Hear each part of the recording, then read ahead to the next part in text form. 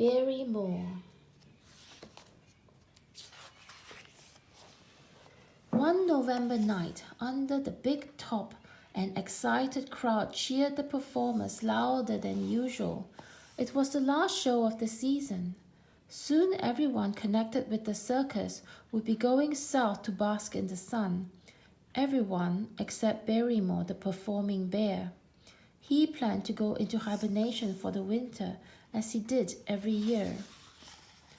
Barrymore felt sad when he made his final bow. He loved the circus so much he wished it could continue all year round. Later that night, the ringmaster took Barrymore aside for a serious chat. "I'm sorry to tell you this, Barry," he said, "but if you want to stay with our circus next season, you will have to work up a new act. Just riding around the ring on that unicycle is getting to be old hat." Barrymore understood, but he was worried. How could he possibly create a new act and hibernate at the same time? For the moment, however, Barrymore was unable to keep his mind on such a difficult problem. His friends had gathered in front of his private wagon to say goodbye. Fantella the elephant gave him a fancy pillow as a hibernating present. Barrymore was touched. "Thank you very much," he said wistfully. "I hope to see you all in the spring." Then he hung his unicycle on the telephone pole, took his nightshirt off the laundry line, and went into his wagon. "Do not disturb, I'm hibernating."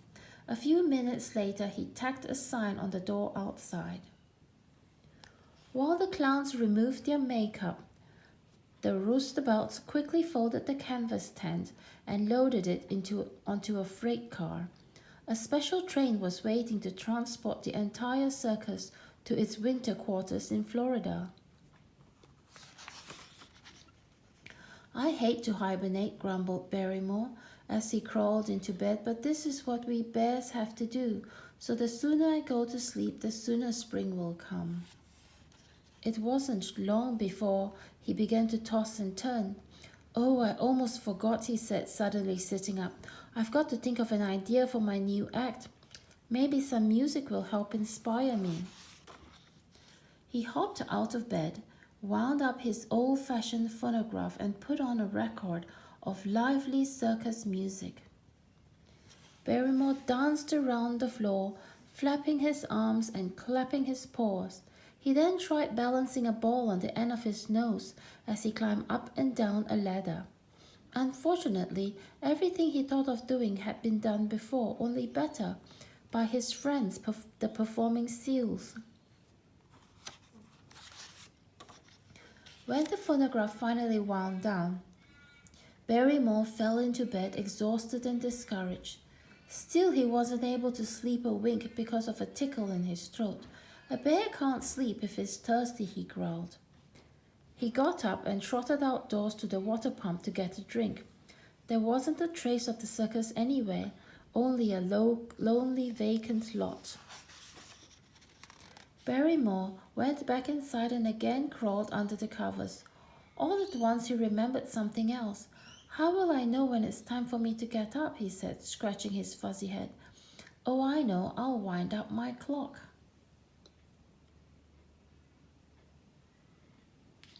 He set the alarm for April. But Barrymore still had trouble going to sleep. "Oh well," he grunted, "I have all winter long to think for something for my new act." But before he finished this sentence, his eyes closed, and he had finally fallen asleep. Outside, soft snowflakes gradually covered the wagon. Days and weeks and months passed slowly by. While he slept, Barrymore dreamed that his circus friends were having fun, sunning themselves around a ring-shaped pool. Fantella was there, floating on a huge rubber pillow and happily fanning herself. "I wonder what our friend Barry is doing," she was saying to Speedy Zebra. "Oh, he's probably working on his new act," replied Speedy, splashing around. Just then, a large gold telephone began to ring. It rang louder and louder. Why doesn't Fantella answer the phone? Wondered Barrymore in his sleep. Of course, there was a very good reason. It wasn't the telephone ringing, it was his own alarm clock telling him to wake up. Today was the 1st of April. Barrymore awoke with a start. I must have dozed off for a minute, he said, turning off the alarm. Oh no, it can't be April already. The circus will be back soon, and I haven't yet thought of an idea for my new act. He rushed to the door and looked up. A morning spring rain was drizzling. Just look at that, I forgot to bring in my unicycle, he exclaimed. It will get all rusty if I leave it out there any longer. The ground was slippery and muddy. Barrymore wasn't about to get soaking wet, so he opened his umbrella and climbed the ladder up to the roof of his wagon. Without hesitating a second, he walked across on the laundry line, balancing himself perfectly step by step. When he reached the telephone pole, he carefully leaned down and picked up his unicycle. I certainly can't ride through all that mud, he muttered to himself. He decided to pedal all the way back on the laundry line. Barrymore had started to do this with the greatest of ease when suddenly, midway across, he glanced down and saw his reflection in the water. I've got it, he roared. I see the idea for my new act. In his excitement, Barrymore lost his balance and over he fell. Kaplash! Right smack into the middle of the puddle. Barrymore didn't mind when he had landed. His problem was solved, and as he sat grinning, he heard the sound of a train whistle far in the distance. His friends were returning from their Florida vacation. Soon the rain let up and the sun came out in all its glory. This meant the circus could open that night as planned. While the roustabouts were busily putting up the tent, Fantella gave Barrymore a much-needed shower bath. Well, Barry, have you worked up a new act? Asked the ringmaster during supper. We're counting on you, don't forget. Barrymore beamed as only a bear hiding a secret can beam. Wait and see, he said. Just give me a high wire and a net. Promptly at 8 that evening, the first show of the season got underway. When Barrymore heard the noisy crowd and the sound of the band music, his ears perked up. And when he smelled the popcorn and cotton candy, he could hardly wait to perform.